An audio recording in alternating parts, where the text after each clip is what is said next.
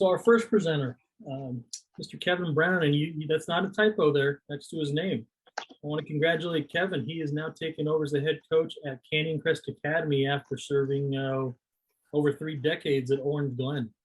He built a great program there, and everything I've talked about, Kevin has embodied at Orange Glen in his students and the way he's run his program. And I want Kevin to kind of talk about his experiences and moving forward and how he runs his program and his the way he's gone through these 30-some years going through Orange Glen and moving beyond to Crest Academy. So, Kevin, what I'm going to do is I've got you primed up, so I'm going to give you the floor. So welcome and thank you. First off, let's make sure, Kevin, we can't hear you for some reason. Is it your earphone? Hear me now. There we go. You got it? Okay. When I first started back in the Pleistocene, there really wasn't any advice or anything like we've got set up now through the CIF office. Most of the first lessons that I learned from other coaches who'd been around a lot longer than me. You know, Terry Campbell at Poway and Tony Goffredo at Mount Carmel. And as it turned out, as it sometimes turns out, I had 2 careers. My first 10 years was with a lot of tournament kids. We had a great deal of team success, made the semifinals at CIF a couple of times, had a couple of doubles teams make the semis multiple times, had a girl reach the semis. So it was successful on the court. And the second part of my career is the one that I really look at with more fondness than the first 10 years. The short history is Valley Center High School opened up in 1998. My program changed overnight, and I went from being what I thought was a team was to becoming a program. I look at this a little bit differently than what has already been presented as a program. For me, a program it has more to do with how you deal with the kids, not just on the court, but also off the court on campus if you're a teacher and you're on campus, or off campus if you happen to be an off-campus coach. The relationships that I've been able to form with my ex-players are still strong and still familiar, and they still make me laugh, and I try to make them laugh as much as possible. And it does keep you young once you get to be sort of our age and you've been doing this for a million years. Ron, if you could go ahead and click it. There we go. To me, a team identifies a short-term collection of players who share goals and objectives during their season, but essentially only exist within the 3 months that we have them. You tend to treat the tennis at the beginning of the season. The tennis is more important than the tennis and the team is more important than the program. A program to me is a long-term effort to accomplish the overriding goals and objectives we aspire to as an organization. It's a much more philosophical thing. It's more subjective. There aren't any statistics that you can cite that can prove or disprove anything, but it's kind of how you end up feeling about your team and how they end up feeling about you. It's not, none of us are psychologists here, I don't think. We don't have clinical degrees, so we're not doing therapy every day. That's not what this is, but it's a way to provide a safe place where a vast diversity of kids can come together, all with one sort of overriding goal, which for me, and Sue Pratt's on this call for Sue and I has been, did they have fun? Did they have a good time? Did they learn how to play tennis? And did we have a good time? I mean, did we really enjoy our time on the court together? Okay, Ron, if you could click it. All right, a team, these are goals, right? A team might aspire to winning a league title, advance into the finals of the CIF tournament, and never lose to your chief rival school or improve over previous year's accomplishments.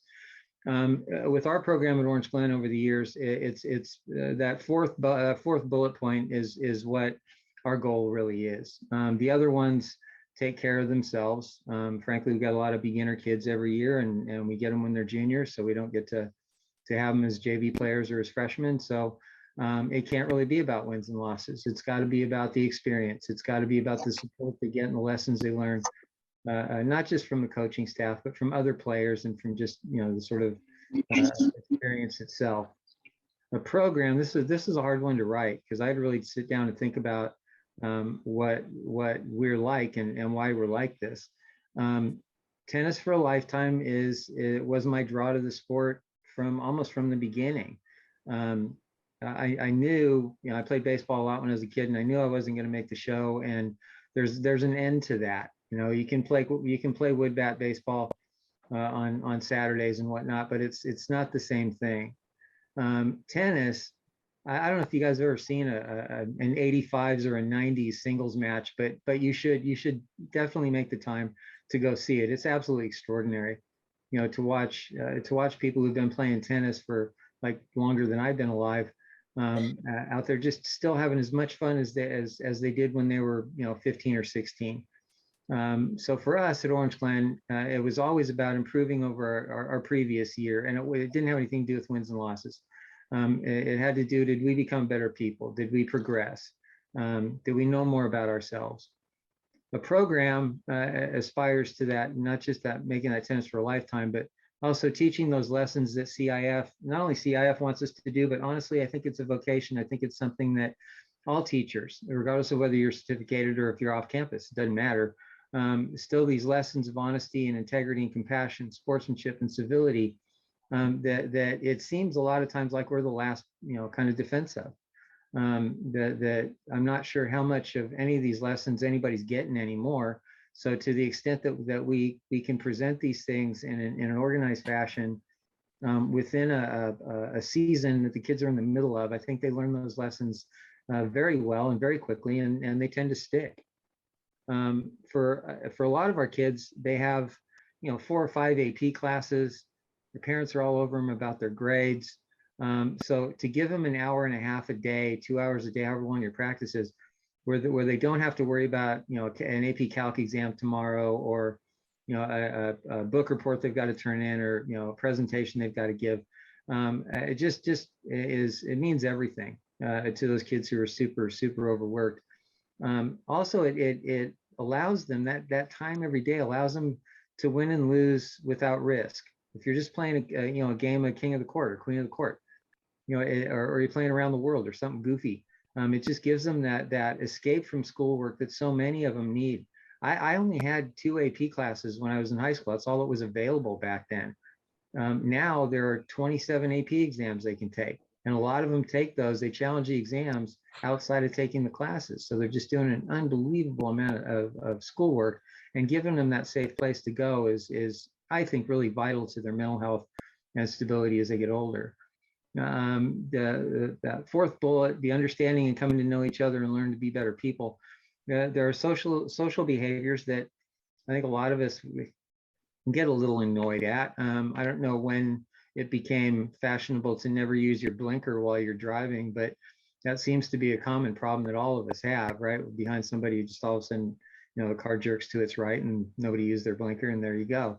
And that's a courtesy thing, and simple courtesy and common sense seem to be lacking a bit. And playing an organized sport, especially one like tennis, that's a little sort of rule intensive and behavior intensive, only makes their 4 years that you have them, hopefully 2 years in some cases, even that much more vital, because they can then teach their kids. And finally, on this slide, every kid needs to feel like every other kid on the team has their back. There are a lot of kids that are wandering around campuses alone or in small groups, and some of them are getting picked on and some of them aren't. A lot of them, in my experience, feel kind of invisible. So to the extent that they can show up somewhere every day on a predictable basis, and be around maybe kids that they would never talk to otherwise, play doubles with them. Again, all that does to me is it makes them better people. And to the extent that you create that environment that allows them the freedom to be like that, it can only be good for them in the long run. And finally, all of us are smarter than one of us. The quote, I don't know who said it exactly, but all of us are better than one of us too. That once you feel like you're part of a group that's sort of constructively, maybe teetering a little bit, but constructively headed towards a common goal that everybody buys into, or mostly buys into, just not only strengthens the organization over time, but also makes the kids feel more like they have something to do with their own lives. They have some sort of control over how they deal with adversity and how they deal with life itself. All right, Ron, click it. Now, two finally pages. What I've come to rely on for the past 36 years, right? Kids are kids. Whether you have tournament players or ranked beginners, they all need as much positive energy as you can provide. In our case, that's as positive as we can get all the time. With a beginner group of kids or kids that may be intermediates and you're playing in a tough league, you know, they're not going to win all the time. And you have to be able to cut the tension and give them an out. And, you know, all kids respond, not all kids, most kids respond to the same sort of stimulation from the outside. And positive energy is probably the most important one. Ironically, their tennis proficiency is almost irrelevant. The tournament kids still need positive and accepting environments, just like the beginners do. I can't tell you how many times I sat back and sort of I snuck up on Ann Meggs or Christopher or, you know, Doris, and I've listened to them talk to their best players when they're losing, and just the genius, you know, behind what you say and how you say it. It seriously means something. That's the stuff the kids are going to remember. You know, they're not going to remember every match they played. They're not going to remember most of the matches they played, but they are going to remember what you said to them and how you said it. Which leads me to the second bullet. Everything you do, say, relate, joke about, and teach is heard by everyone. You just have to assume that everybody heard you, and they will act upon it accordingly. You have to work as hard as you can to prove yourself to the kids from the first moment you speak to them in the fall to the last thing you say to them at the banquet. Those of us who've been doing this for a while, I think, will attest to this. They will call you on it. You know, if you're a hypocrite, they're going to call you on it at some point, either directly out loud or they're going to, you know, do something subtle. But you pretty much have to, you know, back what you say. You know, you got to walk the walk. Finally, on this page, the program is the most important thing in their lives. Well, okay, not for all of them, but for a lot of them, those extracurricular activities that they do, whether it's drama or band or sports or a combination of all of those things, really makes their day. A lot of kids come to school because they get to play a sport. They come to school because they get to go to drama, or they get to go to ag, or they get to go to culinary or whatever. But those extracurricular activities tend to be, in my experience, why a lot of them come to school in the first place. And stay, and they don't ditch, and their attendance gets better, and amazingly their classroom performance gets better too, as long as they buy into it and they feel comfortable, capable of anything. All right, we're on last page. There we go. Listen to them. You won't need to pry almost at all. Once they trust you legitimately, they'll tell you if they're having issues. They won't say it specifically necessarily, but you'll know. And how you handle them, the issues, will largely determine how seriously they take you and on how effective you can be as a coach. That's essentially why you got to be careful when you first start, or at least be cognizant of what you say and how you say it. Your tone of voice matters. Facial expressions matter. And to the extent that you can slow yourself down a little bit and make sure that what you're saying is constructive and what you're saying is well thought out, that kid's going to come out of that little interaction better. And baby steps, right? It takes a lot of steps to get, you know, to that first mile. You have to be blunt sometimes. They're kids, they don't listen all the time. They got another 5,000 things going on at the same time in their brains. Sometimes they get overwhelmed by their situations. They need to be calmed down. So sometimes you have to kind of get in their face just a tiny little bit. You don't yell, but you say what you mean and you follow your own rules. If they need to be sat down because they did something stupid, you have to be willing to do that. It hasn't happened a lot to me, but it has happened. All of us who've coached for any length of time have had to sit a kid down, or two kids, or a whole team, sit them down, and you know, sometimes you got to sort of verbally get on them and go, look, you know, you missed the boat today. Didn't behave very well, too many code violations, whatever it's going to be. You got to sit them down and talk to them, and they have to know that that's going to happen. If you put a consequence out there, the consequence has to happen. Otherwise, you know, you're just like a lot of their parents, right? They get told, you know, the parents tell them they're going to kill them, and then, you know, don't. Finally, it's hard at the beginning. Always hard at the beginning. You're new, they're new. I'm going to start a new job on the 16th of this month for the first time in 36 years. I mean, honestly, I don't know what my first day is going to be like. I know they don't know what it's going to be like. So, meet somewhere in the middle. To the extent that you can get your kids to buy into you and your persona, your experience will be greatly improved. You'll enjoy it more. You'll remember it more fondly. They certainly will remember it more fondly. And practically anything can happen at that point. It's absolutely magical for the new coaches. It may not happen until towards the end of the year. It may not happen until the banquet. But it does eventually happen as long as you're interested in them, you're honest with them. They know that you care about them and that you're trying hard. They'll buy in, and it's not much of a selling job in my experience. So I think, to the extent, to wind this all up so we can get on with it, to the extent that you can create an atmosphere, not just of support, but of interest in all of the kids, in each other, and you and your family and their families. To the extent that you can get that sort of buy-in from the kids, the parents will buy into it, and the program will sort of run itself. You won't need to try too hard. My programs have always behaved like families. My real family, my wife and my daughter, have had to share me for 36 years. And that's a little scary. 72 seasons, good Lord. I never thought I'd do anything for 36 years. It can be unbelievably difficult. That happens. It's a human endeavor. That said, I wouldn't change anything really that I've ever said or done. If you're honest with them and they buy into it, I've said that before, but it bears reiterating. They buy into what and who you are and how you view yourself in the program. They'll become part of your family too. They want to belong, or they wouldn't have come out for the sport in the first place. I know a lot of them come out to get PE credit. Okay, fine. But if you do your job right, they'll come back and come back and come back. They won't just come back twice for PE credit. And that's what makes it such a vital and important vocation.